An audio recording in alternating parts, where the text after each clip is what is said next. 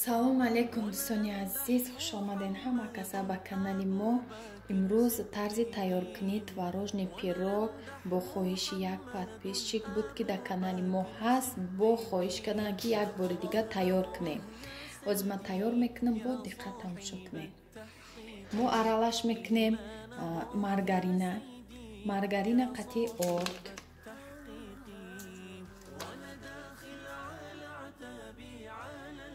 аввал орда мебезем,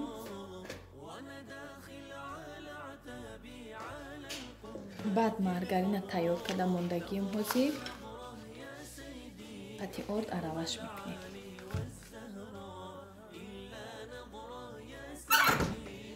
дӯстони азиз, иҷада ҳамахе орда мегирем, маргарин қатъи аралаш мекунем, крошка мешавад. намиқа орд ба саймон ба чашм маълумае ки бисёр нестай орд. ҳамахе якта маргарини 200 грамма қатъи крошка мекунем, баъд шакара меандозем, разрехлитил ва ванилин дошта бошем, ванилин. ин ҳами се чиз дар тестаи хамираш дар корай тамом. беҳад осонай, ҳамахе тезда тайёр мекунен. камтар ки ман навор кардам, наворда дертарак мешавада. хай мо ин чизе ки 10 минутара 20 минут, ним соат вақт мерава. ҳамин чиза ман 10 минута тайёр мекунам. ҳама чиза тайёр мекунӣ, тез ҳамахе аралаш ки кардем, ҳамахе листа тунукш мекунен. вақте ки листа тунук карден, бо метонем ба вилка рост кунен, рост бия ба корча мешава, ҳамахе ҳамаша яхел мекунен, да пасту баланд наёяд. баъд мегирем начинкаша тайёр мекунем. вақте ки ин рости хушрӯ шуд, беҳад осонай ва ба маззаҳай ҳами вай пироги творожни беҳад ҳам фоиданокай. творога хайне хел хӯрданаш камтар бадхӯр меша. хеле як бор мехӯри, дигин бор намехоҳӣ хӯрдан. анам хел роҳқатӣ ба гудакода мети беҳад нағз мебинад. хеле чиза ширин меша ку как пирогай и.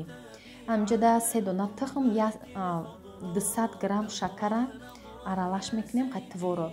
агар ки ширини баъд бихоҳед, бо 300 грамм зиёдтарак шакар меандозем. тамом, ҳамақа чиз меравад.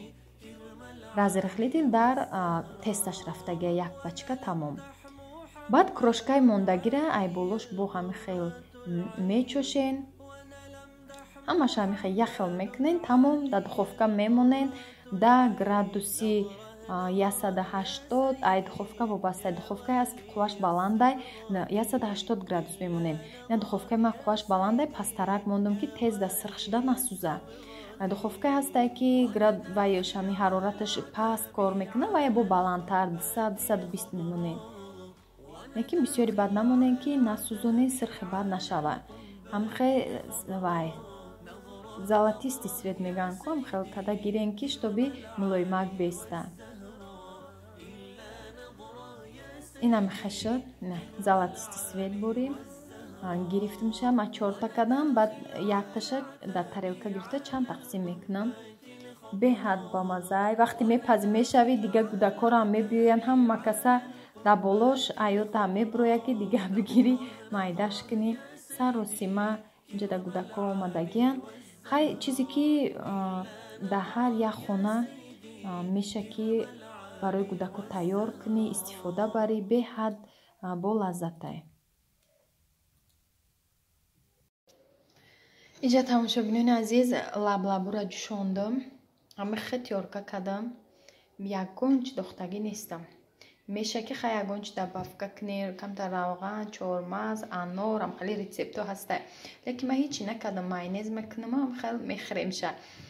ака ҳозир ки қариб хӯрданиш будам ки гуфтум вилкара мондам, гуфтум бехай як аёдам биромад, хай я навор кунам ирам, барои чи ки и беҳад фоиданокай. хостам ки барои камхуно ҳамира тавсия дим ки камхунӣ кадоме ки хунуш камай метона ки ҳами истифода бара. ҷӯшондагиша бо наҷӯшондаша ҳамеша салат кунӣ.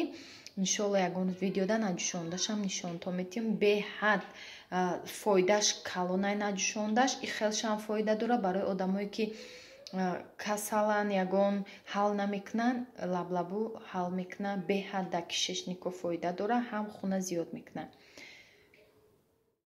дӯстони азиз, имрӯз барои шумо якта пирожние ки исла кейк меган турецкида, мокри пирог меган, влажни пирог меган, чандта ном дора. Ман барои шумо тайёр мекунам. Бо диққат тамошо кунед, лайкро фаромӯш накунед ва обуна шуданро. Обуна шавед ки ҳам хеле рецептҳои хушрӯ, рецептҳои осон қафо намонед. иҷода тамошобинони азиз, 6 дона тухма ба миксер лат мезанем. қатъи шакара 300 грамм. агар ба грамм нафаҳмед 22 қошиқ шакар рафтагиай. ман бо одди када шумода фаҳмодам ки 22 қошиқ мешуда. ҳисоб кардам, ҳам бо тарозу чен кардам.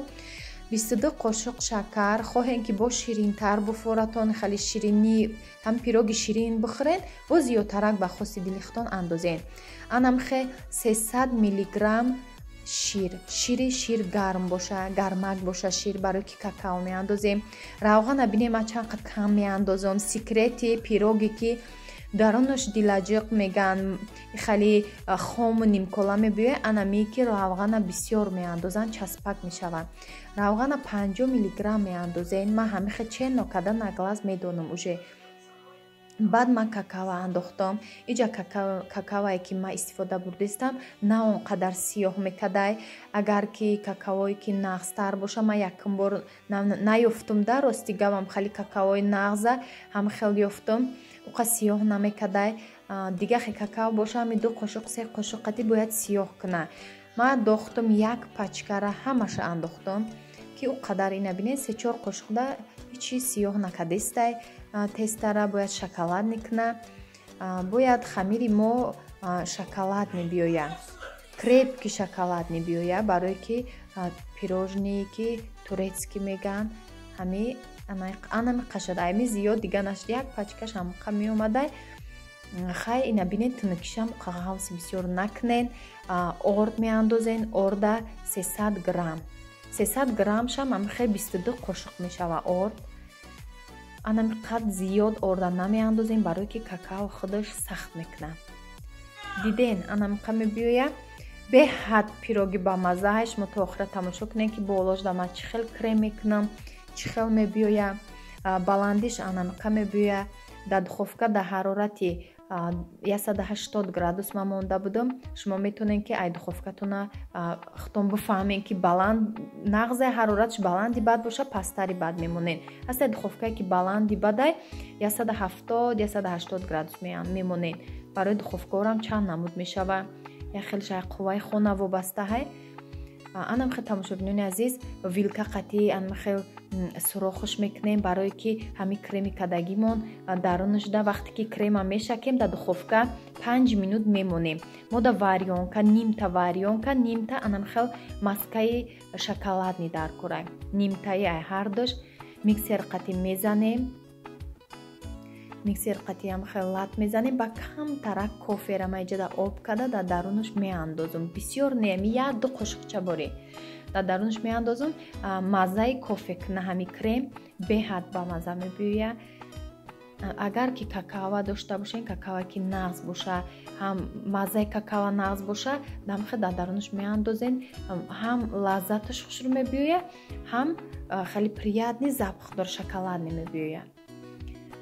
анам хел дӯстони азиз, ма ҳамаи ира сантиметр када буридам бо ҷадвалои гудако қатъи беҳад размеруша 1 чен када буридам, калон майда набиёяд.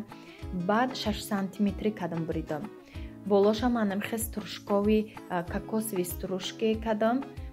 ай кокос ам хел камтараки хай ҳамаи ҷош дам хел мепошем, то ки ҳам таъмшам аҷоиб ба мазза мебиёяд. дошта бошен грецкий орех, ҳами вай чормағзи худмона майда мекунен, дар болош мепошем. ҳеҷ касе ки чизе ки хоҳа бо таъби дили худ мада ҳами хел стружки маҳқулай кокосови. бинен кремша, вақте ки крема шакидам духовкада 5 минут мондам. бисёри бад не, духовкара як гарм мекунен, дар гарми ҳавай мемонену мегирен. беҳад ҳами хел нағз мебиёяд, питатса мекунад, дарунашда мекаша крем. маззашам хай аҷоиб. бо тайёр кунен, бо дар комментария нависен ки чӣ хел омад. ҳама продукташ ҳамихе чӣ хеле ҳаст. ма бо дар описания якта ба якта граммош хати менависем дӯстони азиз, то ки шумо хато накунед. лайка барои ҳамин пухтупазои ма дариғ надорен, то ки пешравиҳои канал бисёр шава барои шумо влогои нав ба нав, пухтупазои нав ба нав тайёр карда партон. ба ҳамин навора ба охир мерасонам. Дар паноҳи Аллоҳ бошед.